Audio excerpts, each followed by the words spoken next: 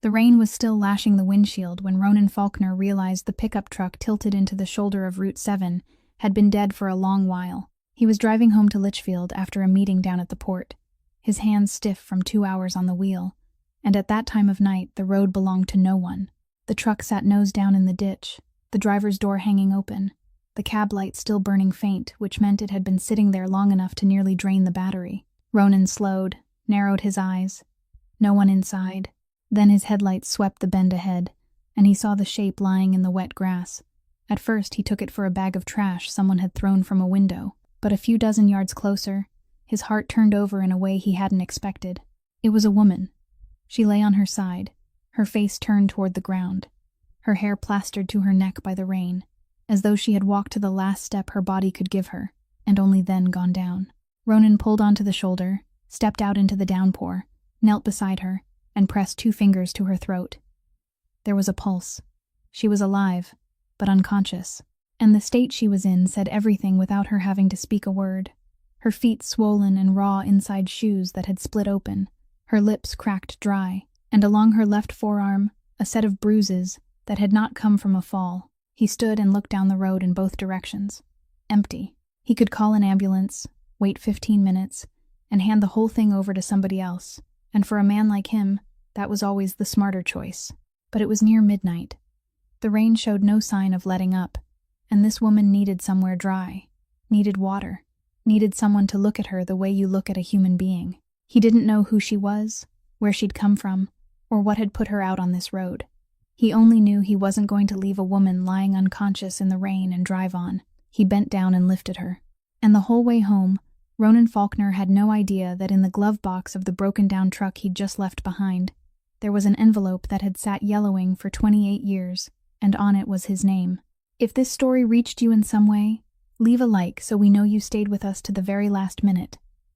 Subscribe and turn on the bell so you don't miss the next story. And if you know someone who needs to hear this one tonight, share it with them.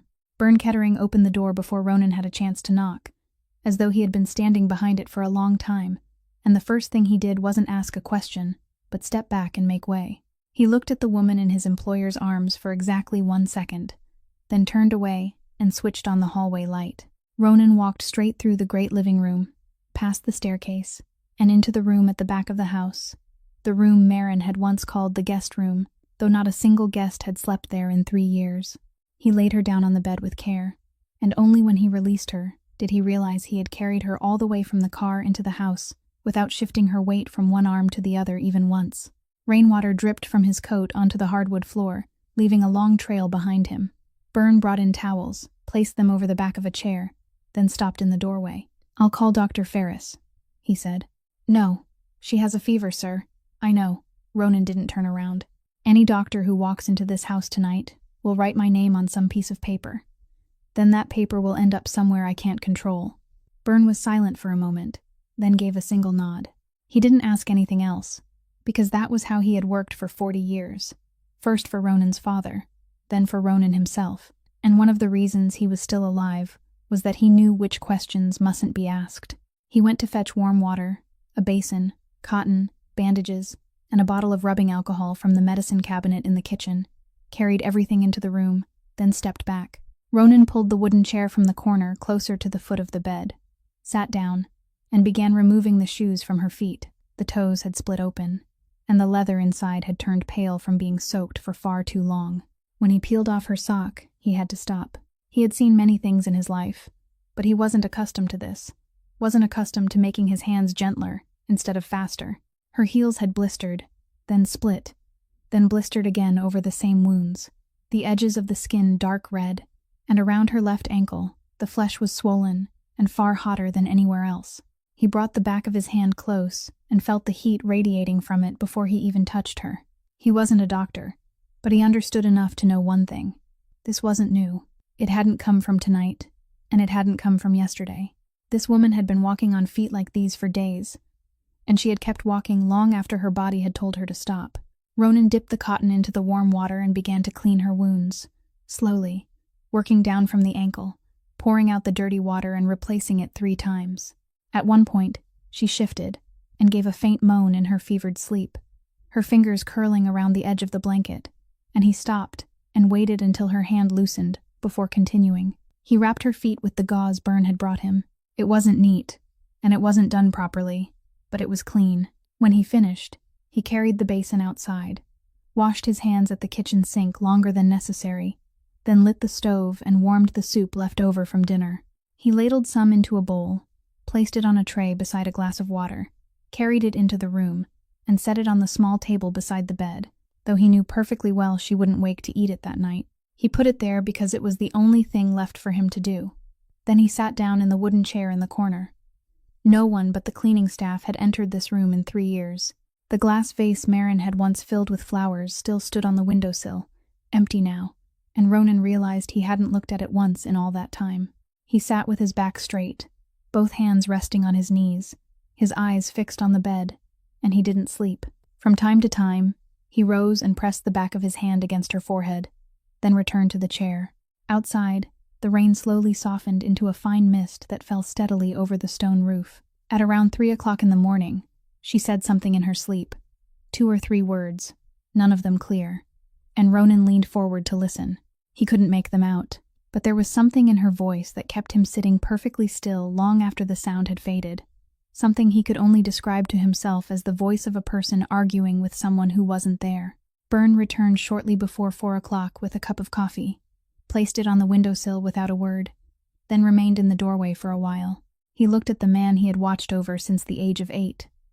The man whose name the entire coastline spoke with a particular weight when they said Faulkner, now sitting in a wooden chair in the corner of a quiet room, keeping watch over the sleep of a complete stranger whose name he didn't even know.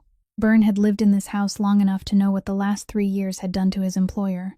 A thought came to him, so clear it nearly became words in his mouth. But Byrne Kettering had lived to this age because he knew when to speak, and he turned away, stepped out, and closed the door very softly behind him. She slept through the entire day, and it was nearly 10 o'clock that night when Ronan heard a sound from the room at the back of the house, the faint sound of someone trying to sit up without letting anyone know. He walked over, stopped in the doorway, and didn't step inside. She had managed to sit upright with her back against the headboard, and the first thing she did wasn't look at him. She looked past his shoulder into the hallway, then at the window, then at the second door in the corner of the room that led somewhere else, all within the space of 3 seconds, the sweeping glance of someone counting how many ways there were out of a room. Ronan had seen that look on men's faces in other rooms. He had never seen it on the face of a woman who had only just awakened. "You're in Litchfield," he said in an ordinary voice, without taking another step. "I'm Ronan Faulkner. You collapsed beside Route 7 the night before last. Your car broke down about 5.5 miles from here." She didn't answer. She looked at him, measuring him, and he let her measure.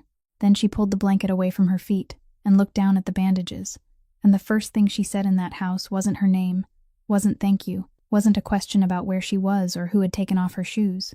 It was, "How long has it been?" 2 nights. Was there pus? Ronan remained still for a moment. "Yes. Around the left ankle. That's where it was." She gave a single nod, not to him but to herself, like someone who had just confirmed something she had already calculated and took no satisfaction in being right. Byrne appeared behind Ronan carrying a cup of tea, and she turned to him immediately, as though she had already decided which of the 2 men would be the one sent out to buy things. "Cephalexin, 500 milligrams, 4 times a day for 7 days. If the pharmacy won't sell it without a prescription, ask whether they have an antibacterial ointment containing bacitracin. Buy that, along with a box of sterile gauze and a roll of bandage about 1¼ inches wide. The pharmacy on Bantam Road stays open all night, or at least it did 3 years ago." Byrne didn't move. He looked at Ronan. Ronan looked at her. It had been a very long time since anyone in this house had given an order to anyone except him. And the strange thing was that none of the 3 of them seemed to find what had just happened strange at all. "Go," Ronan said. Byrne went. She lowered herself back against the pillow, and only then did Ronan notice the faint trembling in her hand, the trembling she had managed to hold back the entire time she was speaking. "Are you a doctor?" "No." She said nothing more, and he asked nothing more. "There's hot soup in the kitchen," he said, then turned and walked away. 10 minutes later, she appeared in the kitchen doorway. She moved 1 step at a time, one hand braced against the wall, and she had put her own sweater back on after it had been washed and dried, which meant she had gotten out of bed, found where someone had placed it, And done all of that by herself in 10 minutes on feet like those. Ronan didn't rise to help her. He had realized within the first 3 minutes that helping her would be the worst thing he could do. He pushed the bowl of soup toward the chair across from him, and she sat down. She ate slowly with both hands wrapped around the bowl, and when she had finished half of it, she stopped for a long while, her eyes fixed on the tabletop, the kind of pause made by someone waiting for something inside her chest to settle. Then she began eating again. Neither of them spoke the entire time. Outside, the rain had stopped completely, and the only sound left was water dripping from the stone roof onto the front steps. When the bowl was empty, she set the spoon down very gently, as though afraid the sound might damage something. "Sloane," she said. "What?" "My name. Sloane Merrick. Ronan, you already heard mine." She looked at him, and something passed briefly across her face that he couldn't read. It wasn't fear, but something standing behind fear. Something harder than fear. "I'll leave in the morning," she said. "All right." She blinked. Her hand, resting on the edge of the table, went still for half a second. Clearly, that wasn't an answer she had prepared herself to deal with. "You don't want to know what happened?" she asked. Ronan stood, carried the bowl to the sink, and turned on the water. "When you want to tell me, you'll tell me," he said with his back to her. "Now go back to bed. Your feet need rest, and the medicine won't begin working until morning." She remained seated for another moment. He didn't turn around or urge her to move. He simply stood there washing one bowl far longer than one bowl required. Then he heard the chair slide back, and the slow sound of her footsteps moving down the hallway. One step, then a silence, then another step. At the kitchen door, she stopped and whispered a thank you so softly that he almost didn't hear it. The kind of thank you offered by someone repaying a debt, rather than someone feeling gratitude. Then she left. Ronan turned off the water, stood motionless in the kitchen for a while, and realized that throughout their entire conversation, the woman hadn't asked him a single question about who he was. Ronan was awake before 6 o'clock, as he was every morning, and when he passed through the back hallway, he saw that the bedroom door was still closed. He didn't knock, didn't stop, and didn't press his ear to the door. He went down to the kitchen, made coffee, and the only thing he did differently from every other morning was that he didn't turn on the radio. By 7 o'clock, he had left the house. He had 3 meetings in Bridgeport and a telephone call he had to take before noon. And throughout that entire morning, between conversations about shipping containers and work shifts and an overdue payment someone was trying to explain his way around, he didn't think about the room at the back of his house more than 3 or 4 times, a fact he didn't admit even to himself. He arrived back in Litchfield at around 1 o'clock in the afternoon and found her sitting on the stone front steps. She had made it all the way out there on her own feet. Beside her sat Byrne, holding a pair of pliers and trying to open the lid of a can of motor oil with his right hand, which was wrapped in a bandage that had already turned gray around the edges. Ronan switched off the engine and remained in the car for a moment, watching through the windshield. She was saying something to Byrne, and Byrne was shaking his head, the headshake of a 58-year-old man who wasn't accustomed to being told what to do with his own body. Then she held out her hand, not asking, simply extending it and waiting, and after a long moment, Byrne placed his hand in hers. By the time Ronan walked over, she had already removed the old bandage. "You wrapped it in the wrong direction," she said without looking up. "The bandage should run from the fingertips toward the wrist, not the other way around. When you wrap it like this, blood has more trouble returning to the heart than flowing down into the hand. In 3 days, your fingertips will turn purple, and you'll think it's an infection, but it isn't. It's pooled blood." Byrne looked down at his hand. "It's numb anyway," he said. "Yes, because of that." She cleaned the cut again, dried it, then rewrapped it with the new roll of bandage Byrne had bought the night before. And she did it quickly and neatly, without a single wasted motion, without asking anyone's permission. 3 firm turns to secure it, then a diagonal wrap, then the edge folded and tucked into place, finished in less than a minute. When she released his hand, the bandage lay smooth and even, as though it had been applied by a machine. Ronan stood several steps away, and no one had noticed when he arrived. "You know how to do this," he said. She looked up. "I know a few things." And that was all she said. The next 3 days passed in a way Ronan would later be unable to explain to anyone, including himself. There was no conversation in which he told her she could stay. There was no moment when she asked permission. It simply happened. The way things happen when 2 people share the same roof long enough, slowly and without warning, the way rainwater sinks into the earth while no one watches it disappear. On the first day, he came home close to 8 o'clock in the evening and found the kitchen filled with the smell of hot food. A pot of stew sat on the table, made with meat, potatoes, and carrots, simple and unremarkable, but cooked by someone who understood that it needed time and that there was no way to shorten the process. He ate 2 bowls. He said nothing, and neither did she. On the second day, he opened the medicine cabinet in the downstairs bathroom and found it half empty. On the counter sat a paper bag filled with old blister packs and medicine bottles, and beside it was a sheet of paper listing the expiration date of every item in small, even handwriting. Some of the bottles had expired 4 years earlier, which meant they had been there since before Marin died. Ronan stood in the bathroom for a long time holding the paper bag, then carried it out to the trash and said nothing about it. On the third day, he came home earlier than usual and couldn't find her anywhere inside the house. He went around to the back and found her kneeling in the small fenced garden at the far end of the yard. The garden where Marin had once grown herbs and medicinal plants, and where no one had stepped in 3 years except the groundskeeper passing beside it with the mower. Weeds had swallowed nearly all of it. She was pulling them out one clump at a time, both hands covered in dirt to the wrists, and she had already cleared about 1/3 of the garden. Ronan stopped at the gate. "I didn't ask you to do this." "I know," she said without stopping. "It isn't necessary." "I know that too." She raised her head, and there was a calmness in her face that didn't belong to the woman he had picked up beside the road 4 nights earlier. "But if I stay, I want my presence to be useful for something. I don't like owing people. You don't owe anything. Not to you. I owe it to myself." Ronan didn't answer. He stood there for another moment, then turned and went back into the house. And throughout that afternoon, while he attended to the things that had to be done, he kept thinking about what she had said, because it was the kind of sentence people spoke only after spending years explaining why they deserved a place in the world. Late that afternoon, while the 2 men were changing the rear tire on the old pickup in the garage, Byrne tightened the final lug nut and spoke without looking up. "She knows how to work." Ronan nodded. "She isn't from the city." Silence settled between them. Byrne stood, brushing his hands against the legs of his trousers. "I'm not asking anything," he said. "I know. I'm only watching. I know that too." On the 5th day, at around 4 o'clock in the afternoon, Ronan was standing on the front steps examining the hinge on the garage gate when he saw dust rising at the bend near the end of the road leading to the house.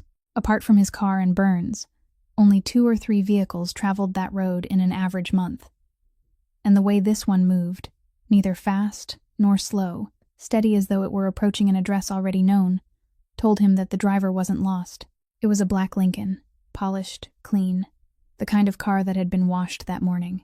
It stopped directly outside the gate, exactly where a person with proper manners would stop, and the man who stepped out was somewhere past 40, dressed in a gray suit that hadn't gathered a single wrinkle after 2 hours on the road. He closed the car door very softly. He didn't open the gate. He simply stood outside with both hands folded in front of his stomach and waited. Ronan set the screwdriver down on the step and walked toward him slowly, without moving even slightly faster than his usual pace. "Good afternoon," the man said. "I apologize for arriving without notice. My name is Garrett Nyholm. I represent a family in Massachusetts. Who are you looking for?" "The owner of the house. That's me." Nyholm nodded as though another detail on a long list had just been confirmed.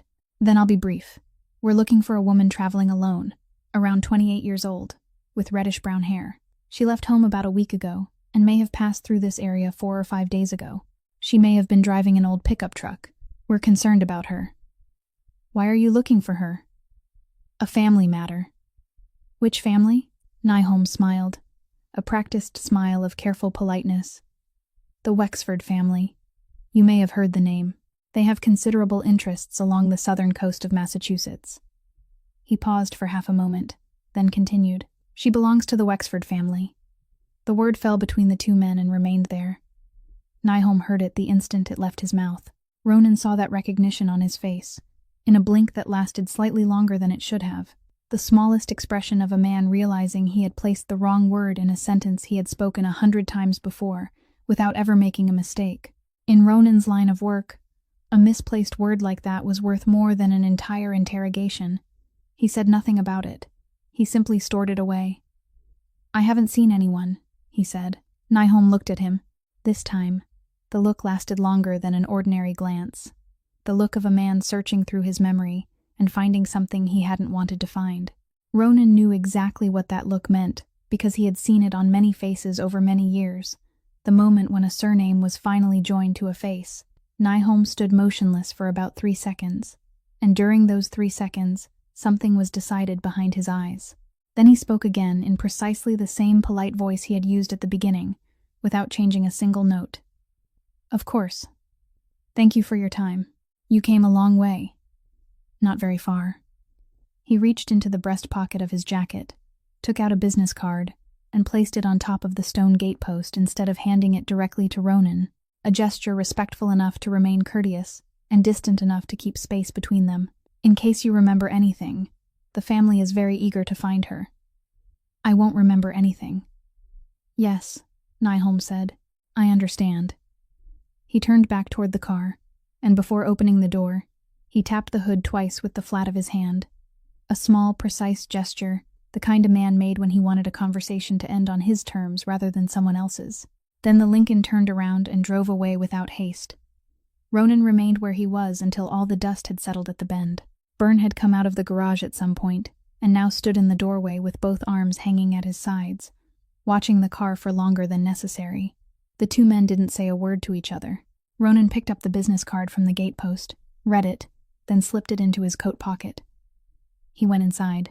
In the kitchen, Sloane was standing pressed into the corner beside the window frame, in the one place where she could see the gate without being seen herself, and she stood there like someone who had calculated that position in advance, perhaps from the very first day she had entered the kitchen. She didn't move when he came in. Her face had gone deathly pale. All color had drained from her lips, and one hand gripped the edge of the counter so tightly that her knuckles had turned white. She looked at him and said nothing. Ronan didn't ask. He didn't say a single word. He walked to the table, pulled out a chair, and sat down. Then he pushed the chair opposite him outward with the toe of his shoe, a small motion without the slightest urgency, and remained there looking directly at her. There was no anger in his gaze. There was only a certainty placed between them without the need for words, the kind of certainty that meant the time had come, and they both knew it. Sloane remained in the corner of the kitchen for a long while. Then she released the edge of the counter, crossed the room with steps that were still uneven, and sat down in the chair opposite him. She opened her mouth to speak, but before the first sound could leave her lips, Ronan reached into the inside pocket of his coat and placed something on the table between them. It was an envelope. The paper had yellowed with the age of something kept too long in a closed place. The upper edge was worn, and one corner had been folded and smoothed flat again many times by different fingers over the years. 2 handwritten lines appeared on the front in a man's handwriting. The blue ink faded with time. Ronan said nothing. He simply pushed it toward her with 2 fingers. That morning, Byrne had arranged for a tow truck to bring the pickup back to the garage, and Ronan had gone out to look for the registration papers, because an undocumented vehicle sitting on his property was something he didn't want. He opened the glove compartment and found very little inside.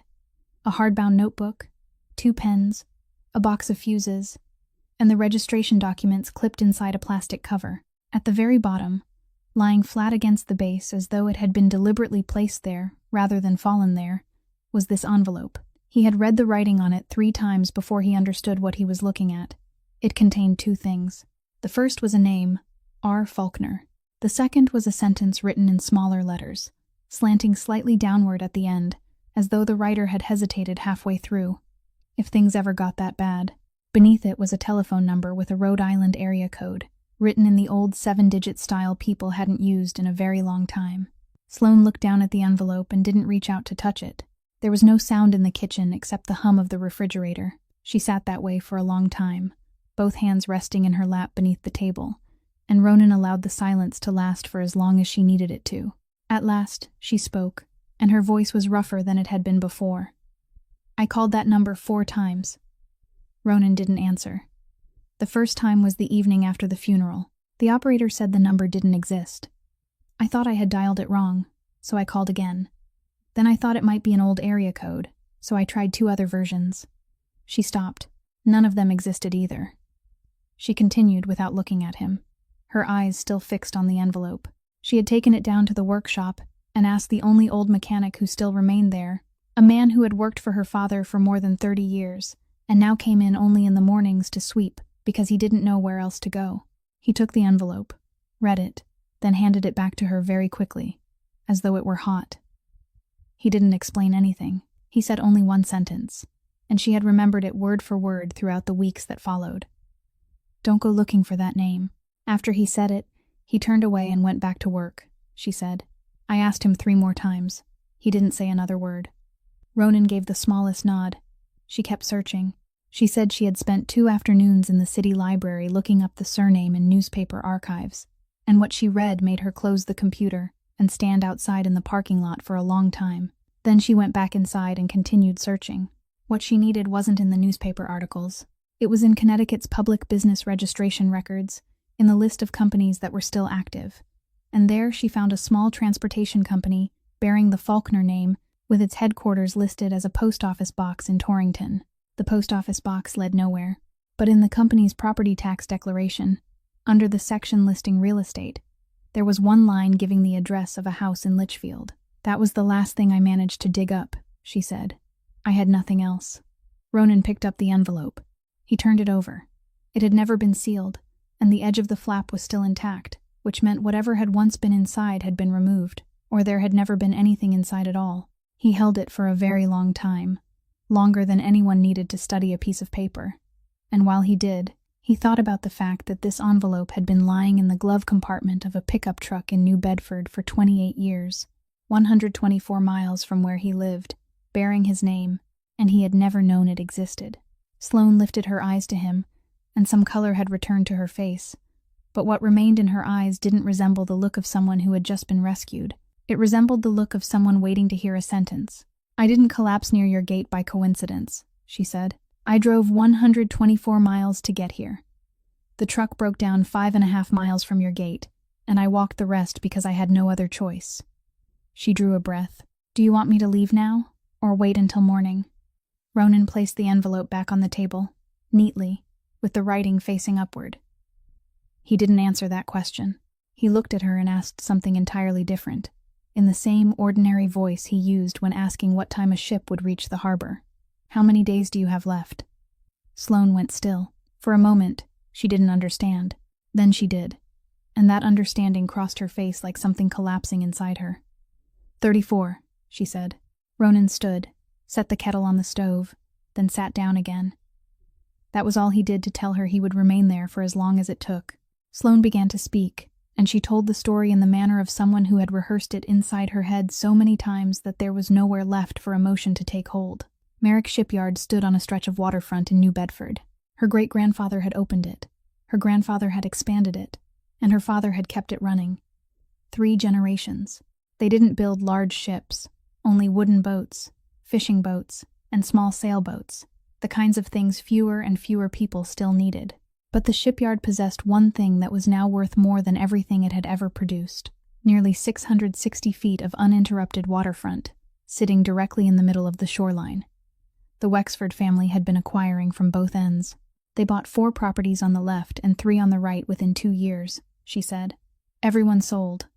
My father's place was the only one left in the middle. The first person who came with an offer was a polite broker who proposed a figure 1/3 above market value.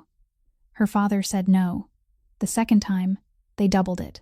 He still said no, and he didn't say it in the manner of a man bargaining for a higher price. He said it the way a 68-year-old man spoke about the place where he had been born, in the house directly above it. After the second offer, they stopped coming. Instead, things began to go wrong. The insurance company canceled the shipyard's liability policy, claiming it was reassessing risks within the industry, and no other company would take them. Without insurance, the yard couldn't accept customer boats for repair. The supplier that had sold them white oak for 28 years suddenly reported that it was out of stock, then reported the same thing again, then stopped answering the telephone. City inspectors arrived 3 times in 1 month, each time from a different department, and each time they found something different. One thing at a time looked like bad luck, she said, put together. It was a noose being pulled tighter. Her father spoke less and less. Then one morning in March, he couldn't get out of bed. At the time, Sloane had been working night shifts in the emergency department of a Providence hospital for 7 years. She took leave. Then, when her leave ran out, she requested unpaid time off. And when that ran out, she traded shifts with other people, driving more than an hour to New Bedford every afternoon and more than an hour back again before her shift began. She did that for 4 months. "I knew exactly what I was doing to myself," she said. "I was an emergency nurse.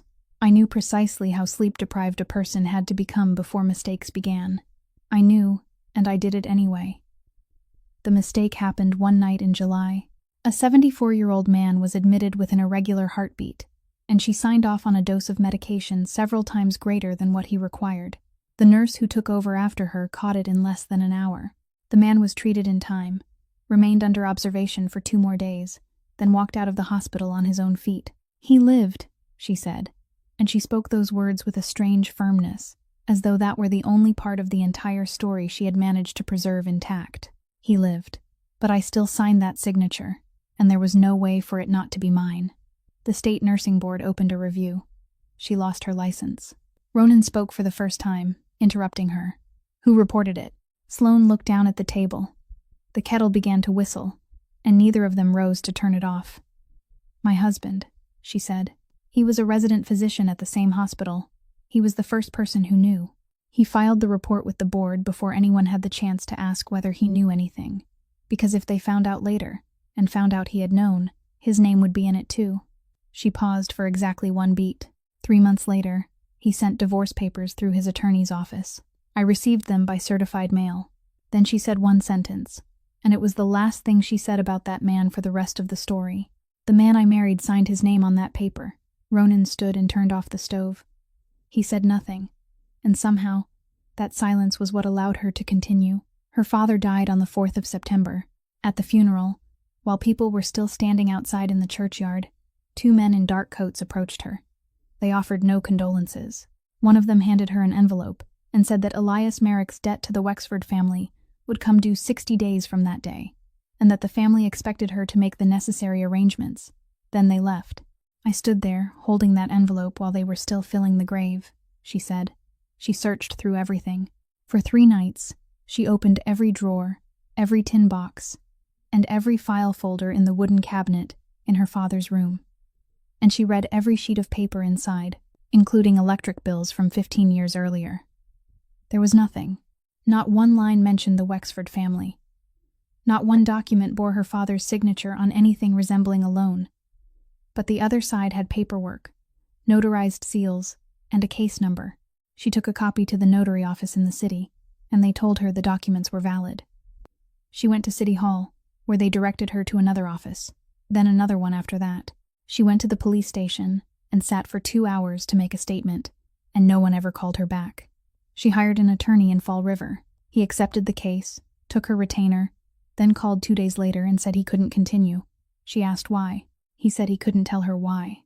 "That was when I finally understood," Sloane said, raising her eyes and looking directly at Ronan for the first time since she had begun. "They had reached every place I could go before I did. They arrived at 9 o'clock the next morning, and this time, no one waited outside the gate. 3 cars, 1 in front and 2 following behind, stopped side by side across the entrance, in the manner people used only when they wanted those inside the house to see that there were 3 of them. Ronan was in the kitchen, and he heard tires moving over gravel before he saw anything. He set down his coffee cup, said exactly 2 words to Sloane, "Stay here," then walked outside. The man who stepped from the first car was 41 or 42, tall, dressed in an expensive wool coat, and he walked from the car to the gate with the stride of someone who had never once in his life been required to wait for another person to open a door for him. He didn't introduce himself. He didn't need to, because Ronan knew who he was before he opened his mouth. Byrne appeared in the doorway of the shed on the left side of the yard. No one had called him. No one had warned him. He simply stood there with his arms at his sides, and the fact that he was standing in precisely that place, at precisely that moment, was already a statement the men in those 3 cars understood. "You're Faulkner." "Yes." Preston Wexford. He stopped on the other side of the iron gate. "I won't waste your time. My man came here the day before yesterday, and you told him you hadn't seen anyone." "I know you have." Ronan didn't answer. The blue pickup with Massachusetts plates. It was towed off Route 7, and it's sitting in your garage about 65 feet from where I'm standing. I don't need you to confirm anything." Ronan looked at him, and he thought, not for the first time in his life, that men who believed bluntness was a form of strength were usually men who had never paid a price for something they had said. "She has unfinished business with my family," Preston continued. "Financial matters, paperwork. None of it concerns you, and I don't see any reason it should." "Then don't make it concern me." There was a brief pause. Preston smiled, and the smile didn't reach his eyes. "You know," he said, his voice shifting into a slower rhythm, the rhythm of a man about to deliver something he had prepared during the drive. "I've heard you do business at the port in Providence. Transportation, warehousing, that sort of thing. I've also heard the Longshoremen's Union contract down there comes up for renewal in January." He allowed the sentence to settle between them. "My family has friends on the city council. It would be unfortunate if that renewal ran into difficulties over a woman you don't even know." Ronan said nothing for about 4 seconds. He stood there looking at Preston Wexford, and there was nothing on his face. No anger, no surprise, not even the contempt another man would almost certainly have allowed to show. Byrne, standing 20 paces away, knew what that silence meant, and he shifted his weight slightly onto his left leg. "You don't know who I am," Ronan said. "Don't I?" Preston blinked. "I know your name." "That isn't what I asked," and in that moment, something very small appeared in Preston Wexford's eyes. It wasn't fear. It was the discomfort of a man who had just realized there was a piece of information he should have possessed before driving 2 hours to this place, and he didn't have it. The Wexfords dealt in real estate. They had been wealthy for 15 years, and they believed the Massachusetts waterfront was the entire map. He turned his head toward the second car, perhaps looking for Nyholm, but Nyholm wasn't there. One of the 2 men standing beside the third car mistook that glance for an order. He stepped forward and pushed against the iron gate. It opened only about 8 inches. Byrne had already crossed those 20 paces and placed one hand on the horizontal bar, neither quickly nor urgently, and he didn't push back. He simply rested his hand there and stood still. He wasn't as tall as the other man, and he was nearly 28 years older. But there was something in the way a 58-year-old man walked forward and stopped in exactly that place without once looking around for support, and the other man understood it, and his hand left the gate. For 1 second, everyone in that yard knew exactly what would happen if anyone took another half step. No one did. "Get back in the car," Preston said. He was speaking to the other man, but his eyes remained on Ronan. Then he turned away, and before getting into the car, he added over his shoulder, "You're choosing the wrong side at a very expensive cost, Mr. Faulkner." "Maybe," Ronan said, "but it's my side." The 3 cars backed out, turned around, and drove away. Ronan remained where he was, until the sound of the final engine disappeared completely around the bend. Then he took out his telephone and dialed a number he knew by heart. The man on the other end answered after 2 rings. "Emmett, boss. There's a family named Wexford in New Bedford. Real estate, waterfront property, 3 or 4 generations of something, but the money is new. The father's name is Augustin. 2 sons, one named Preston, the other Hollis. I want to know who they really are, who they owe, and who owes them." There was a very brief silence on the other end, so brief that Ronan wouldn't have noticed it if he hadn't spent 15 years listening to people over the telephone.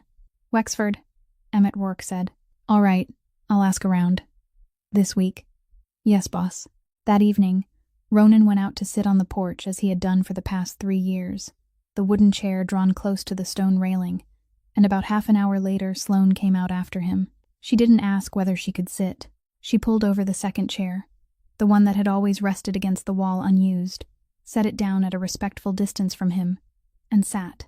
Beyond them lay darkness and the sound of crickets, and farther still were the low hills that could be seen during the day but now appeared only as a black outline, darker than the sky. They sat that way in silence for a long time.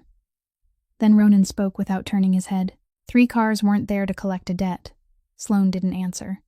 "People don't take 11 men on a 2-hour drive to collect money from a woman who has no money," he continued. "They send letters. They send attorneys. If they want to frighten someone, 2 men are more than enough." He paused. "What I saw this morning wasn't a creditor. What I saw was a man coming to take back something he believed belonged to him." The silence lasted so long that he thought she might not speak at all. From inside the house came the sound of Byrne closing a kitchen cabinet. And then that sound faded too. He came to the shipyard for the first time at the end of September, Sloane said. Her voice was perfectly ordinary, and it was that very ordinariness that made Ronan sit even more still. 3 weeks after the funeral.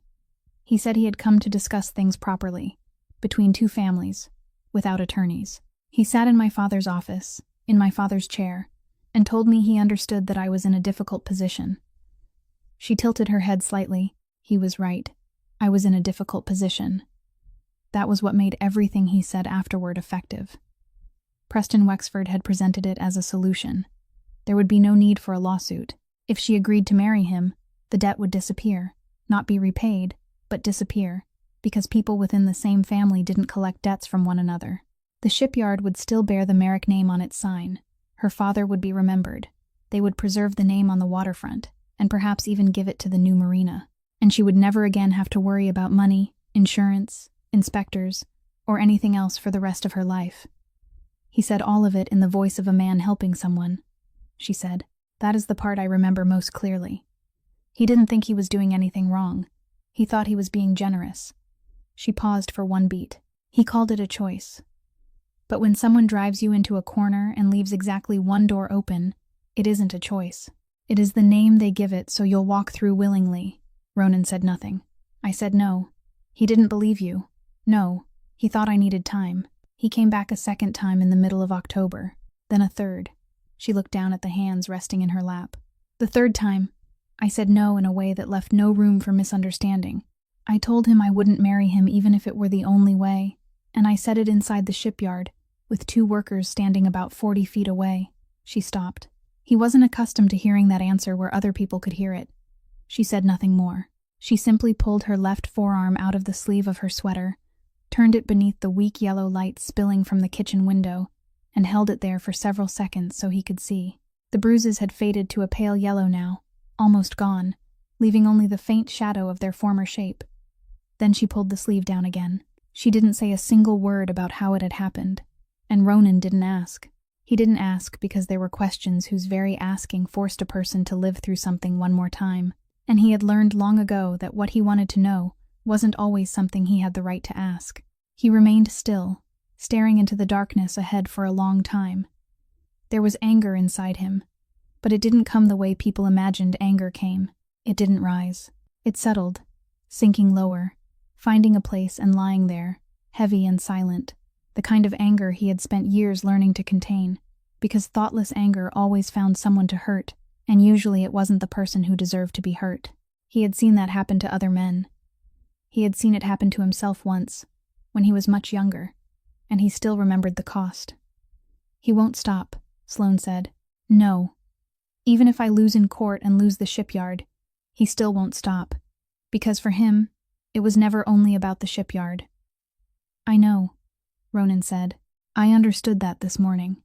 He raised a hand and rubbed his face once, then lowered it to the arm of the chair. You have 33 days. After that, the debt comes due, and they will file with the court, and if you have nothing in your hands, the court will read their paper and believe it. That means within the next 33 days, you need to find something better than that paper. I know, and you will have to return to New Bedford at least once to get it. Sloane turned to look at him. You aren't going back there alone, Ronan said. It wasn't a question, and they both knew it. She remained silent for a long time. Then she said softly, I know. The next morning, Ronan drove to Hartford alone, telling no one except Byrne, and he parked 2 blocks from the house he needed to visit, then walked the rest of the way. The house stood in an old neighborhood filled with 2-story wooden homes, one corner of its front porch sagging, and 3 stacks of cardboard file boxes were piled beneath a sheet of plastic on the porch. Ronan knocked. It took quite a while before he heard footsteps. The man who opened the door was 71 years old, small, white-haired, wearing thick glasses and a hand-knitted sweater with a hole at one elbow, and he stood there looking at Ronan through the narrow opening for exactly 5 seconds before speaking. Well, Halvard Prosser said, you've come to ask me for help, after 11 years. Yes. The old man didn't smile. He didn't close the door either. You do know I spent 11 years of my life trying to put you on trial. I know. I have a copy of your files. There was a silence. Then Hal exhaled sharply through his nose, a sound almost like the laugh of a man too old to be surprised by anything anymore, and opened the door wider. "Come in. Don't sit in the chair on the right. One of the back legs is broken." Inside, every flat surface was covered with paper. The dining table was no longer used for dining. An old, yellowed map of the New England ports hung on the wall, and beneath it stood 3 steel filing cabinets that Ronan suspected weren't empty. Hal cleared a stack of folders from the chair on the left, set them on the floor, then sat opposite him. "Talk. Before that, I want to say something." Ronan sat down. "You spent 11 years losing to me because you were honest. Had you not been honest, you would have caught me by the 3rd year." Hal looked at him. "That is a remarkably arrogant thing to say. That is why I'm sitting here. I need exactly that. Nothing else." The old man said nothing. He simply reached for a notebook and a pencil, opened to a blank page, and gave one nod. Ronan told him everything. He began at the beginning and left nothing out, including the details that reflected badly on him: the woman beside the road, the 20-year-old envelope, the shipyard in New Bedford, the stretch of waterfront, the canceled insurance, the halted lumber deliveries, the inspectors arriving 3 times in 1 month, the old man falling ill and dying at the beginning of September, the 2 men at the funeral and the envelope handed over while the grave was still being filled. 60 days. Not one document belonging to Elias Merrick mentioned the Wexford family, while the other side had paperwork, a notarized seal, and a case number. The attorney who accepted the case, then abandoned it 2 days later. The 3 cars outside Ronan's gate the previous morning. Hal listened to all of it, without interrupting once. He only wrote in small, even letters, occasionally making a sound deep in his throat, the sound of someone fitting a piece into its proper place. When Ronan finished, the old man remained silent for quite some time. "Wexford," he said at last. "Augustin Wexford. I knew that name from when I was still in Boston. Back then, he was buying seaside vacation homes and reselling them 6 months later. He was vicious even then, but he was smart enough to preserve appearances." He removed his glasses and stared into the distance. The sons inherited the viciousness without inheriting the patience. That happens often. He put his glasses back on. "Now let's talk about the document, because the document is what will decide this, not those cars outside your gate," he explained. In his 30 years of experience, fabricated debt instruments in that region almost always fell into one of 2 categories. The first was a forged signature, an agreement created entirely from nothing, and that was the easiest kind to produce, but also the easiest to destroy, because modern handwriting analysis could tear it apart within 2 weeks, and the person who created it would go to prison. The second kind was far more sophisticated. They found a genuine transaction, something very small that could be proven, a $2,000 loan from 15 years earlier, a verbal agreement over a piece of machinery, a receipt the dead man had actually signed. Then they built a story around that grain of truth and inflated it into an enormous sum. "The second kind is harder to break," Hal said, "because one part of it is true, and that true part persuades the judge to believe everything else." "Which kind do they have?" "I don't know yet. I need to see the original." He tapped the tip of his pencil against the table twice. "More specifically, I need to see the back of it. The seal, the form number, the date entered in the registration section. People are always careful with the front and careless with the back, because the front is what they imagine a court will read." "How long?" 1 week. I still have a few places I can ask without making anyone nervous." He tore a piece of paper from the notebook, wrote a name on it, and pushed it across the table. "But this is what you need before you need me. Ruth Ann Delacourt. Her office is in Boston. Land law and maritime law. Nearly 28 years. And most important of all, she doesn't owe anyone in this region a thing. No relatives, no favors, no clubs.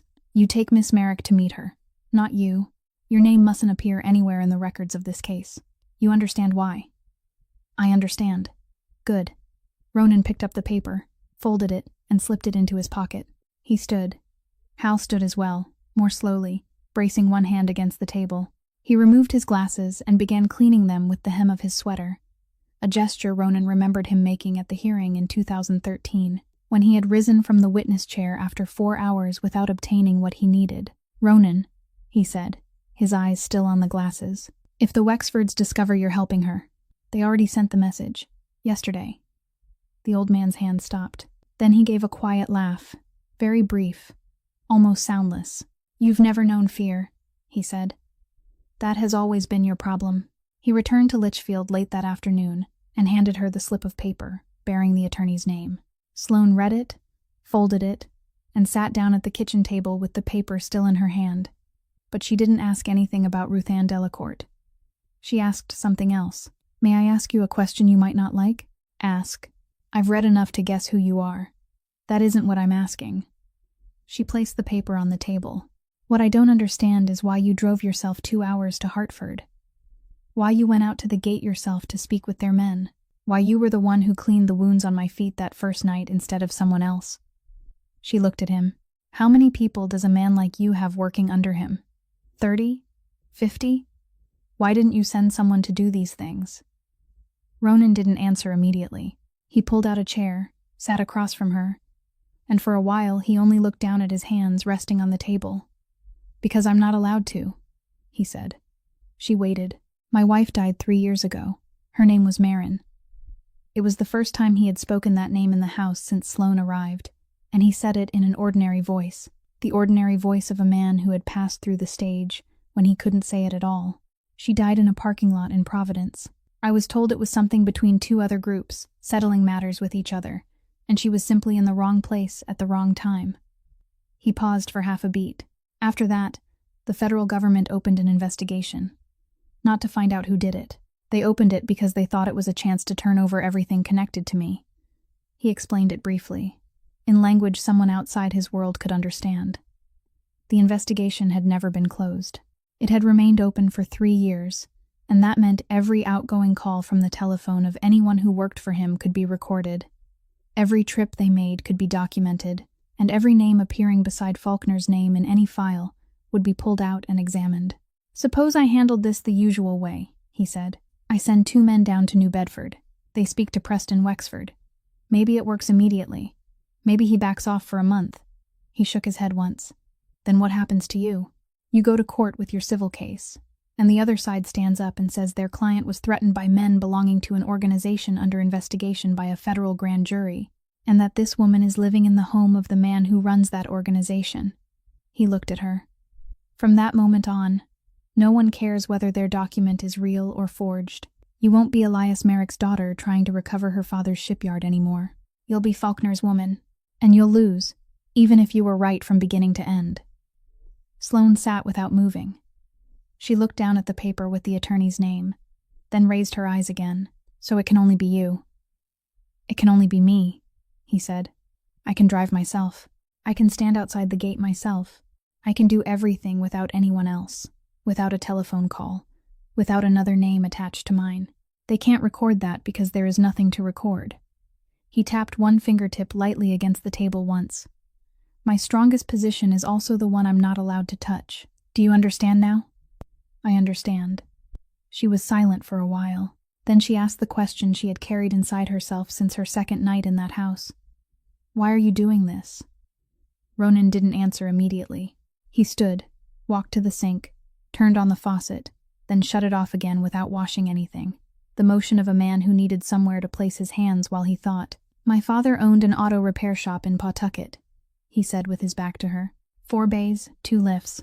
He did everything himself, and never hired anyone except one apprentice. He stood there for a moment. "When I was 12, some men came. They didn't break anything. They only came in, sat in the office, and spoke with him several times over 3 months. Then one evening he came home, sat at the dinner table, and told my mother he had signed." He turned around. "I was sitting right there. I didn't understand what he had signed. I only understood that he wouldn't look at my mother when he said it." He returned to the table and sat down. "He never recovered. It wasn't the money. There is always some way to deal with money. It was what happened inside him. He still went to work afterward, still ate dinner, still spoke to people, but something in him had been taken away, and it never came back. He lived another 19 years that way." Sloane said nothing. "I have spent my entire life standing on the other side of that table," Ronan said. "I know exactly how it is done because I know the men who do it, and for many years I was one of them. But there is one thing I have never touched, and that is the land of someone who has nothing left to lose." He looked at her. "I won't stand by and watch it happen again." Sloane remained silent for a very long time after he finished speaking.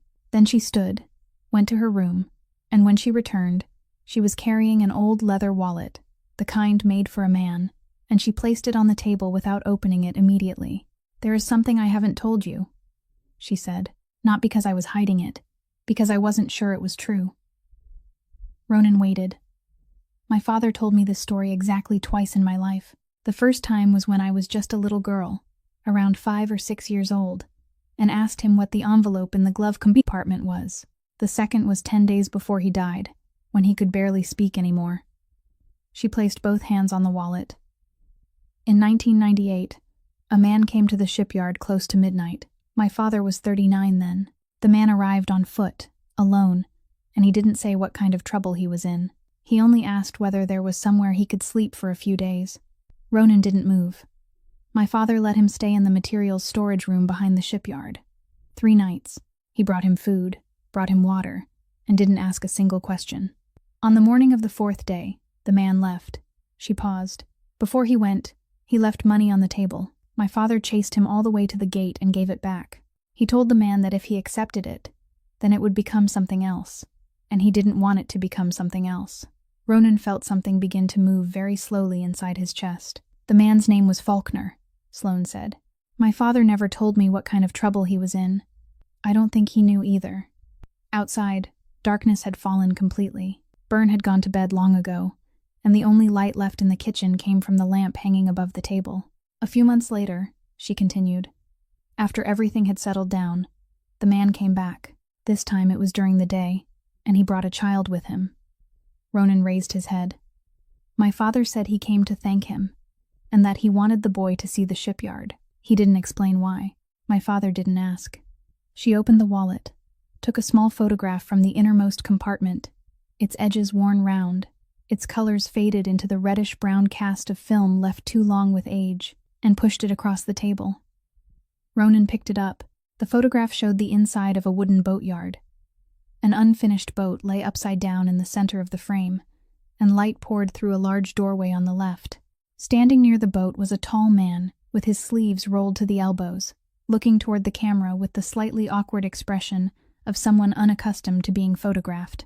And in the right corner, almost half cut off by the edge of the frame, was a little boy bent over a wooden table, both hands resting on something, his head tilted to one side because he was too absorbed in what he was examining to notice anything else.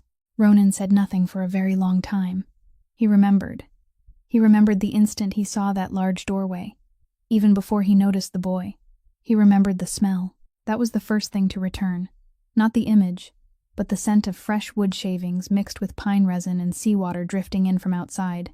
A smell he had recognized every time he passed a woodworking shop during the past 28 years, without ever understanding why it made him turn his head.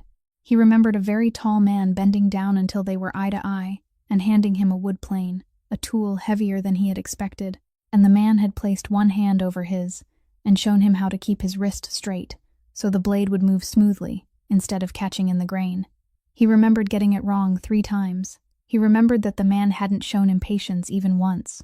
He remembered sitting at that table all afternoon, shaving a piece of oak until it was smooth, and he remembered carrying it home in the car, holding it in his hand the entire way while his father drove beside him without speaking. That 8-year-old boy hadn't known why his father had brought him there. He had only known that it was a beautiful afternoon and that someone had given him a piece of wood. "I still have it," Ronan said. He spoke almost to himself, his voice low, his eyes still fixed on the photograph. "It's in the top drawer of the desk upstairs. It followed me through 4 different homes. I never threw it away, and I never knew why I couldn't." Sloane said nothing. She allowed him to hold the photograph for as long as he needed. At last, he placed it neatly on the table, with the image facing upward, and pushed it back toward her. She didn't pick it up immediately. "So you didn't remember my father's name?" she said. "No, I didn't even remember where it was. I only remembered the shipyard. Then, do you owe me something?" She didn't ask because she wanted to collect a debt. She asked because she needed to know where she stood, and Ronan understood that. He straightened in his chair, and when he answered, he looked directly into her eyes. "No," he said, "I don't owe you anything. You haven't done anything for me." He placed one finger against the edge of the photograph and pushed it slightly closer to her. But I owe your father. He sheltered my father for 3 nights and returned his money at the gate. And you are what he left behind. Hal called on Tuesday morning, said exactly 4 words. I have something here. Then hung up. They left that afternoon. Ronan parked 3 blocks from the house as he had before. And this time, he led Sloane through the alley behind it and in through the kitchen door. Because over the past 22 days, too many people had come to know her face in places she had never set foot. Hal opened the door, studied her for exactly 3 seconds with the eyes of a man who had spent 30 years deciding whether someone was telling the truth, then nodded and stepped back. He had cleared the dining table. That was the first thing Ronan noticed. On the bare wooden surface lay only a thin file and a magnifying glass with a handle. Sit down, he said. Both of you. He opened the file and removed an enlarged photocopy printed in sharp detail. I couldn't get the original. The original is in the Bristol County Registry records, and I no longer have the authority to touch it. But I have a certified copy, and for what I need, a copy is enough. He pushed the paper toward Sloane. You read it first, she read. Ronan watched her face as she did, and he saw her jaw tighten at the 3rd line, where her father's signature appeared, or the thing pretending to be her father's signature. There are 3 things, Hal said. The first is something anyone can see if they bother to look. He pointed to the lower right corner. The registration date, September 25th. Sloane looked up. My father died on the 4th. Correct. This document was taken to be notarized 3 weeks after the man who supposedly signed it was dead. He tapped one fingernail against the table. That doesn't automatically make it fraudulent. People register documents late, sometimes years late, but it is the first question any judge will ask, and it forces the other side to explain themselves. People don't like being forced to explain. He turned to another page. The second thing is visible only if you know what you're looking at. It was an enlarged photograph of the upper edge of the document, where a sequence of tiny letters and numbers had been printed. This is the form code. Every state has its own system, and Massachusetts changes its forms every few years. This code, the sequence beginning with 2 letters, followed by 4 numbers, belongs to a form introduced at the beginning of 2022. He looked up over the rims of his glasses. But the document claims the loan agreement was created in June of 2020. A brief silence settled over the kitchen. So this paper claims to record something that happened 4 years ago, Sloane said slowly. But it was printed on a form that didn't exist until 2 years ago. Correct. It is fraudulent. She didn't say it with surprise. She said it in the voice of someone hearing test results, confirm what she had known in her bones for weeks, and the relief in that voice was mixed with something else, something heavier. That is the kind of mistake they can't recover from, Hal said. There is no argument that can explain it away. They can't claim someone remembered the date incorrectly. Either the form existed at that time, or it didn't. He closed the file. With this, along with the registration date, Miss Delacourt will have something she can stand up and argue in court. Sloane released a very long breath. She raised one hand to cover her mouth for a moment, then lowered it. But Hal didn't stand. He remained seated, both hands resting on the closed file, and he said nothing for so long that Ronan turned to look at him. Then there is the third thing, he said. Say it. The old man opened the file again, turned to the final page, and pushed it toward Ronan rather than Sloane.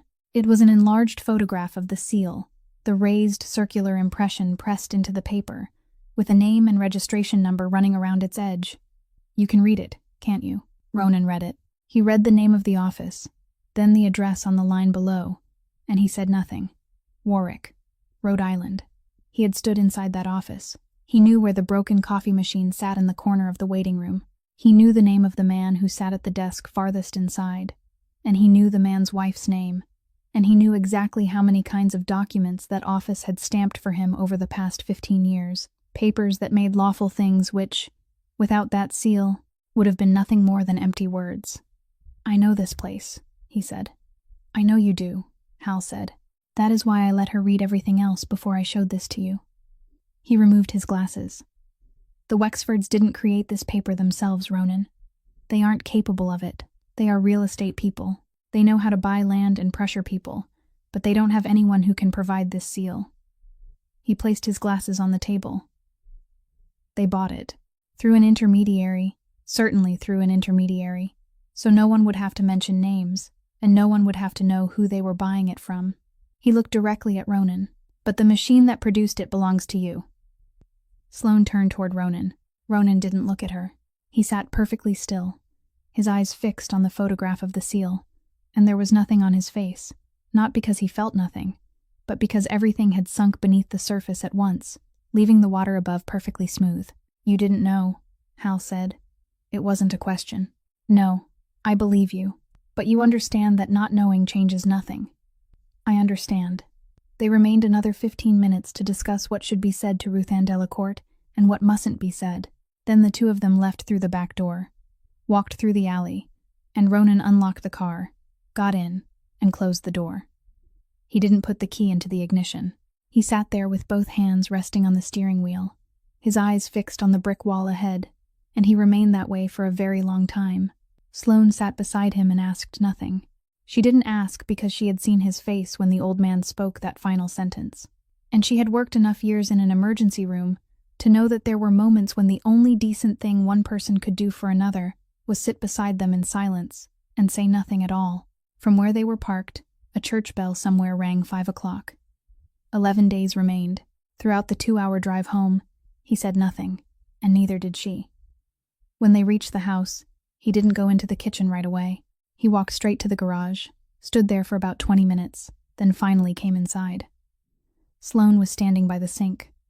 Ronan didn't pull out a chair. He stood at the head of the table with both hands resting on the back of one and spoke. I need to say this now, because if I leave it until tomorrow, I'll find a way to make it sound easier to hear, and you don't deserve that version. She set down the dish towel. The office in Warwick is mine, he said. Not in the sense that I own it. In the sense that it has survived for the past 15 years because of me, and whatever passes across the desk of the man who sits inside it passes because I allow it. I know where he eats lunch. I know which school his daughter attends. He paused for one beat. The seal on the paper that took your father's shipyard came from that office.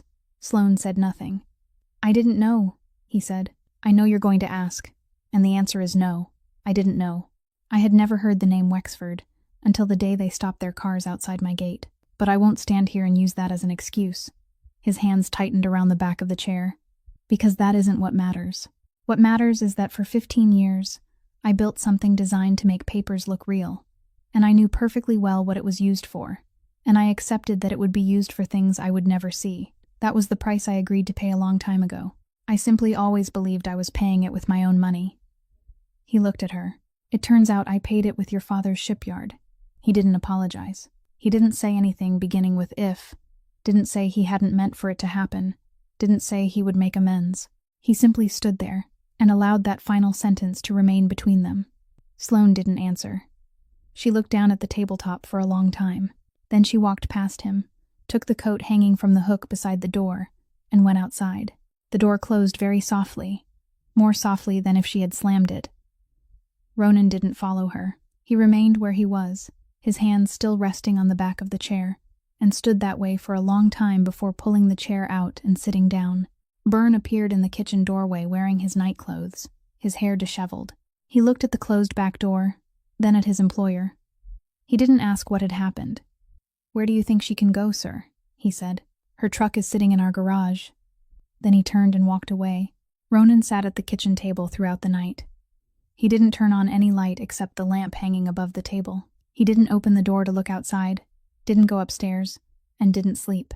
At one point, around 3 o'clock in the morning, he rose and walked to the window, and he saw a figure sitting on the stone step at the far end of the garden, beside the low fence surrounding the herb garden, with her back turned toward the house.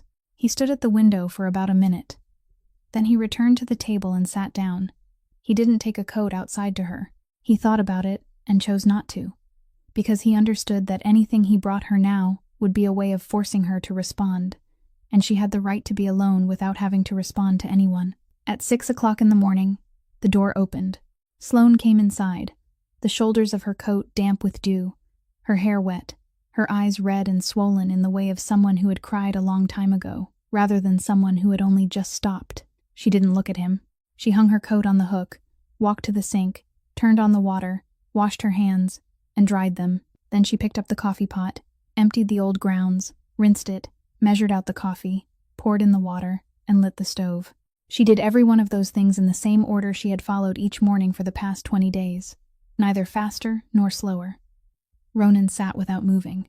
While she waited for the water to boil, she stood with her back to him, both hands braced against the edge of the counter. "I don't forgive you," she said. He didn't answer. "I don't know whether I can. I don't even know whether that is the right thing to do, because I still haven't found a name for what I would have to forgive." She paused. "I sat out there for 4 hours thinking, and this is the only thing I was able to understand." She turned off the stove. The coffee had boiled. "Since my father became ill, I have met a great many people. The insurance company, the supplier, the inspectors, the attorney in Fall River, the police." She poured coffee into 2 cups. "My former husband." She set down the pot. "Not one of them told me a single honest sentence. Every one of them had a reason. Every one of them had a way of speaking that made what they did sound different from what they had actually done. No one ever stood in front of me and said the thing that would make me think less of them once it was spoken." She turned, took both cups, and walked to the table. "You are the first." She placed 1 cup in front of him, setting it down so gently that it made no sound at all. "I haven't forgiven you," she said, "but I'm staying." Then she pulled out the chair opposite him and sat down, and that was her answer. Ruth Ann Delacourt called back on Friday afternoon and spoke with Sloane for 40 minutes. She listened more than she spoke, and when she did speak, she kept it brief. She agreed to take the case. She said she was accepting it for 2 reasons. The first was the form code. The second was that she had read the Wexford family's marina development file 2 years earlier and had wondered who was still refusing to sell. But she couldn't go into court carrying a photocopy of a document belonging to the other side. She needed proof that Sloane Merrick was the lawful owner of that property, and she needed either the original documents or clear photographs of the originals. The deed showing the date ownership had been transferred from her grandfather to her father, property tax receipts for at least the most recent 5 years, and the state-issued registration records for the shipbuilding facility. "Do you have those documents?" she asked. "Yes," Sloane said.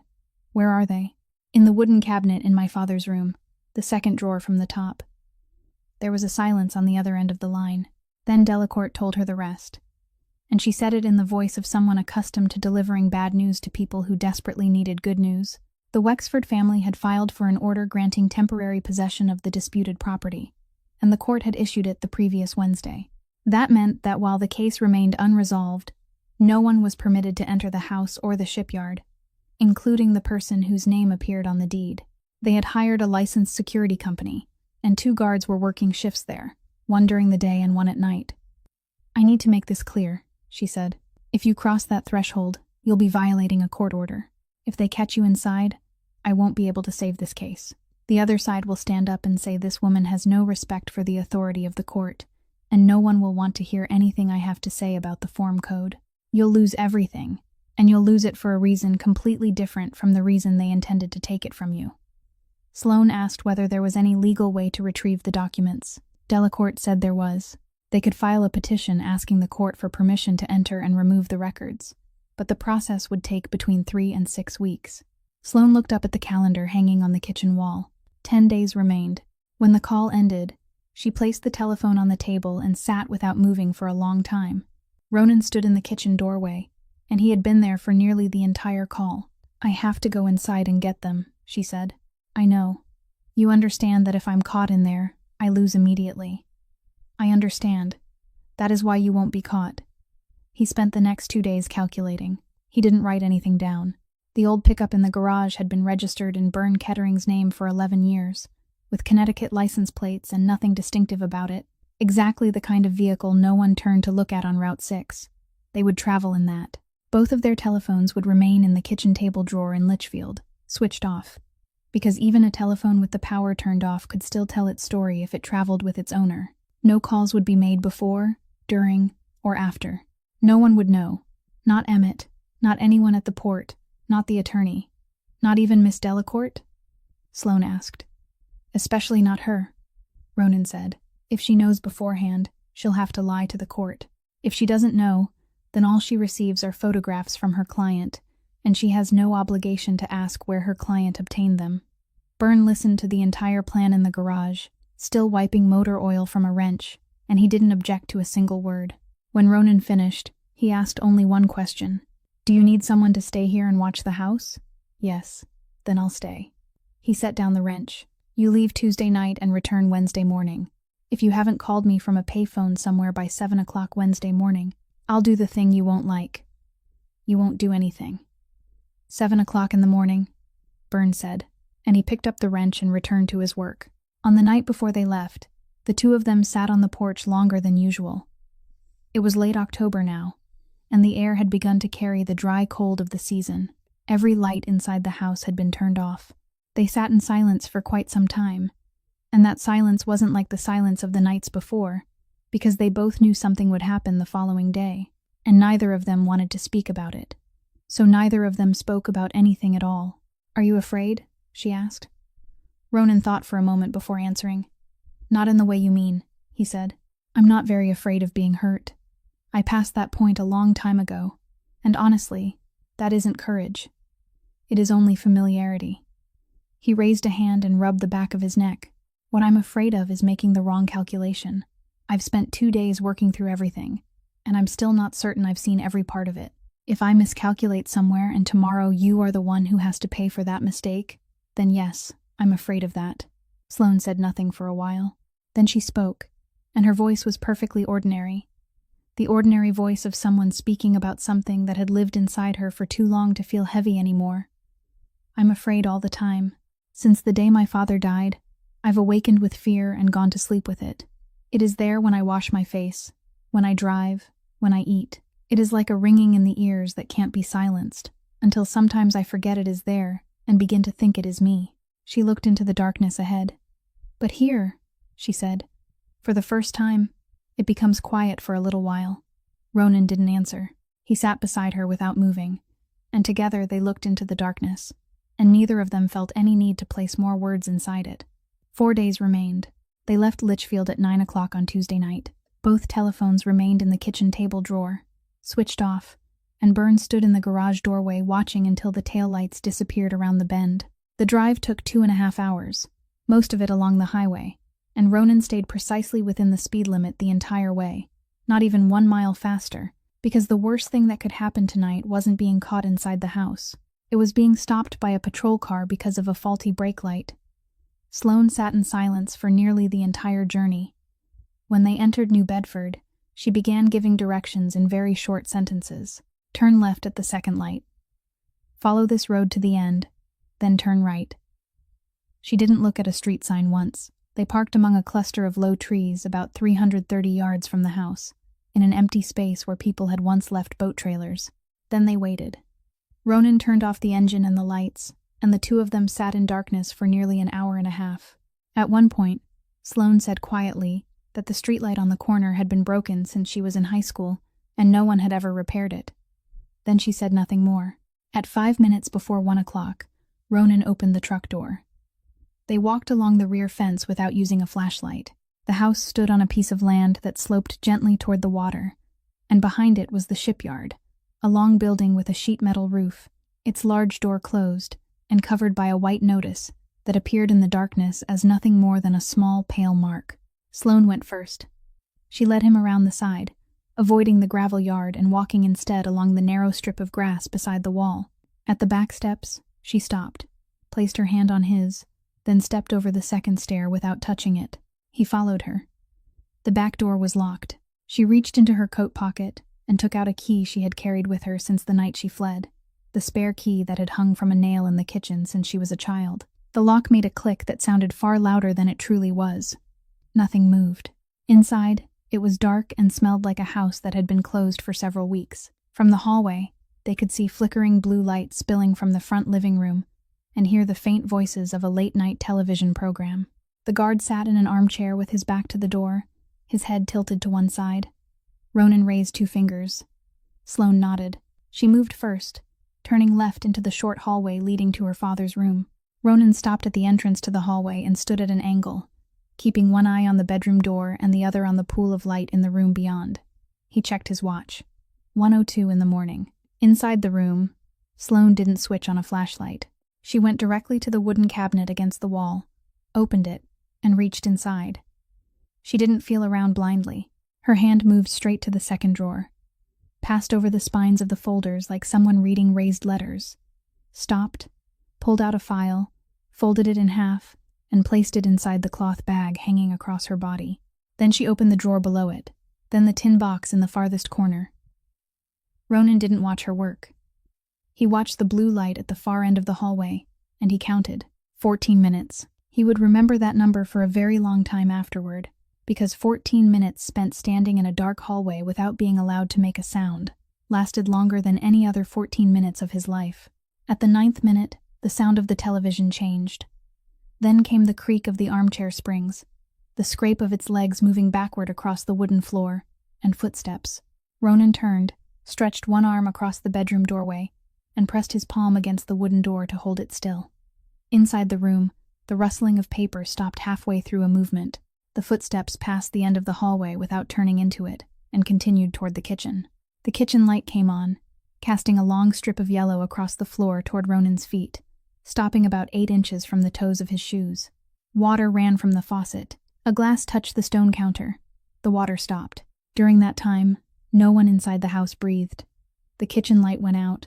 The footsteps returned, and passed the hallway a second time, more slowly now. Then the armchair sank beneath the guard's weight, and the television volume rose by 1 level. Ronan removed his hand from the door. 3 minutes later, Sloane appeared in the doorway with the cloth bag held tightly against her body. She gave exactly 1 nod. They retraced their path, through the back door, down the steps while avoiding the second stair, along the strip of grass beside the wall, across the dark yard, and through the opening in the fence. Neither of them ran. Ronan had told her beforehand that running was what made people notice you. Only when they reached the trees, and the pickup appeared as a black shape among the branches, did they truly breathe again. Sloane stopped. She didn't open the truck door. She stood there in the darkness, holding the cloth bag against her chest with both arms, her head slightly lowered, her eyes closed. She remained that way for a long time. She didn't cry. Ronan said nothing. He only placed one hand on her shoulder once, briefly, then let it fall, and walked around to open the truck door. They left New Bedford by the coastal road, and drove another 20 minutes before switching on the high beams. By the time they reached the highway, it was nearly 3 o'clock in the morning, and the road was empty. Sloane still held the bag on her lap with both hands resting over it. "When I drove to your house," she said, staring straight ahead, "I didn't have any plan at all." Ronan didn't turn toward her. "I didn't know what you would do. I didn't know whether you would throw me out at the gate, or do something worse. I had nothing to offer in exchange. I had no money. I didn't even have a story that made any sense." Her hands tightened slightly around the bag. "All I had was a name written on an envelope I had sworn to myself I would never use." The truck traveled a long distance before either of them spoke again. "And you still drove there?" Ronan said. "Because I had nothing else left." Sloane sent the photographs to Delacourt at noon the next day, and the attorney replied within 40 minutes with a single line. "This is enough. I'll file it on Friday." She filed it on Friday. The following Monday, the court issued a temporary stay, and the 60-day clock Sloane had been counting down 1 day at a time since that morning in the cemetery suddenly stopped halfway through. It didn't disappear. It simply stood still. But that night was the first night she slept without waking until morning. 4 days later, the black Lincoln returned. This time there was only one car, and Garrett Nyholm stepped out alone, with no one else sitting inside. He was still wearing a suit, still stopped in precisely the right place outside the gate. But something in the way he stood had changed since the first time. "I'll be briefer than I was before," he said. "You're pushing this farther than it needs to go for your own sake. Preston is angry. When Preston is angry, things become difficult for the person standing in front of him, and I can't always stop that." "Is that a threat?" "It is a warning, offered with respect." Ronan looked at him for a long time. "Mr. Nyholm," he said, "the form code on your document will collapse the moment someone bothers to examine it. But that isn't what I want to speak with you about." He tilted his head slightly. "What I want to speak about is the seal."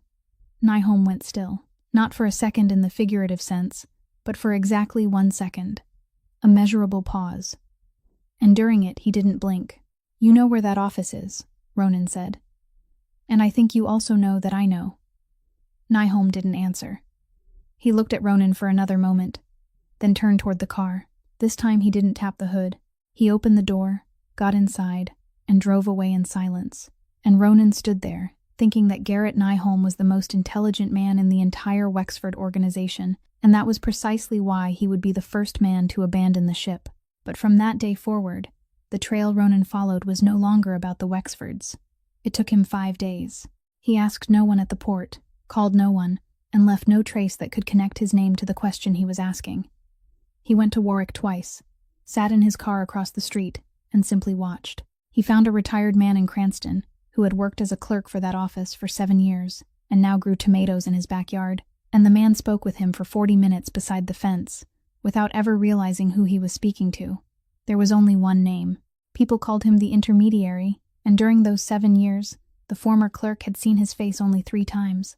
But he remembered him because he always came on Thursday afternoons and always paid in cash. Ronan followed that description, and it led him to a man in Pawtucket. And the man in Pawtucket, once he understood who was sitting across from him in an empty diner at 10 o'clock in the morning, gave him a name in less than 2 minutes: Emmett Rourke. Ronan remained in that diner for another 20 minutes after the man had left. He didn't order more coffee. He only sat there and allowed everything to arrange itself into place. Emmett had been with him for 12 years. Emmett was the man who had stood beside him at Marin's funeral. The man who had handled everything during that week when Ronan couldn't handle anything. The man who had sat in Ronan's kitchen on the 3rd night after the funeral and told him he had to accept what had happened, that it had been a matter between 2 other groups, that she had simply been in the wrong place at the wrong time. Ronan had believed that for 3 years. He had built the entirety of the last 3 years of his life upon that sentence. And now, sitting in that diner in Pawtucket, he remembered a detail he hadn't thought about once since that day. Marin had kept the books for the legitimate side of his business. During the final 3 months, she had asked him twice about expenses in Warwick that she couldn't reconcile. He had told her to leave them alone. He remembered exactly what he had said.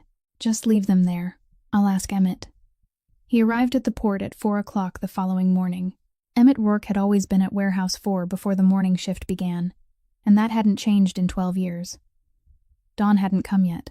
There were only the tall floodlights and the sound of water striking the pilings beneath the dock.